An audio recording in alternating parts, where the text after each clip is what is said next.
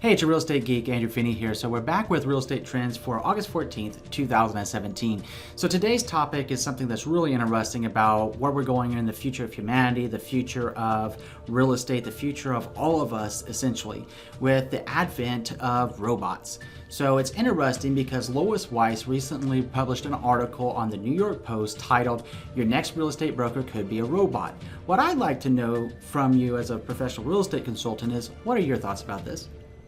Do you think that a robot can or should do the job of a real estate agent?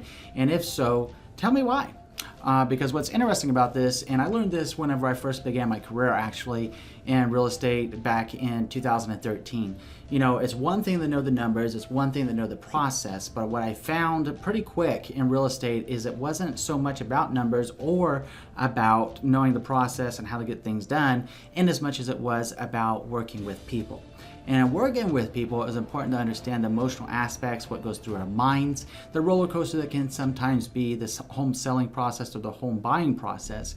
And it's really the emotional component that there are no master algorithms, there's no learning algorithm, no machine learning going on that can ever have an emotional component. I mean, if you're a geeky person like I am, you might recall in Star Trek, especially the Next Generation with like Data had to have a human emotion chip that was kind of his holy grail to be able to find and have emotion. How are you going to have that with a robot? So this company that Lois Weiss is talking about in this article, the company's called RE Exchange or Rex. So they're talking about having an Alexa-like tabletop that can actually tell you whenever the home, when the roof was repaired or where the closest Starbucks is. And I thought, well, that's a really interesting value proposition, isn't it? A real estate agent can tell you where the closest Starbucks is. Your phone, you can Google that and you can Google map it and it's going to tell you where the closest Starbucks is. As far as a roof, if there's data showing that the roof was replaced or it's a simple question to the seller, we're going to be able to know that too. So I'm trying to figure out what it is, and they say that right now they hire a subset of real estate agents to actually work alongside this robot, if you will. So what I'm curious about before I dig deeper into this is I want to gain your perspective, because this company is hedging on the fact that millennials are very tax savvy and really want to do away with humanity essentially. They're banking on the fact that millennials are going to find it to be of convenience to work with a robot. So if you're a millennial watching this, let me know what your thoughts are and what questions you have, and I'll look at addressing those points in future videos.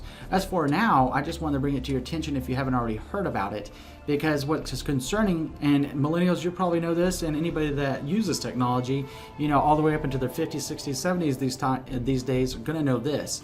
The only way that robots can work, and the only way that you can put together a learning algorithm or machine learning, if you will, is to have a lot of data. Where do they get that data? How does it work?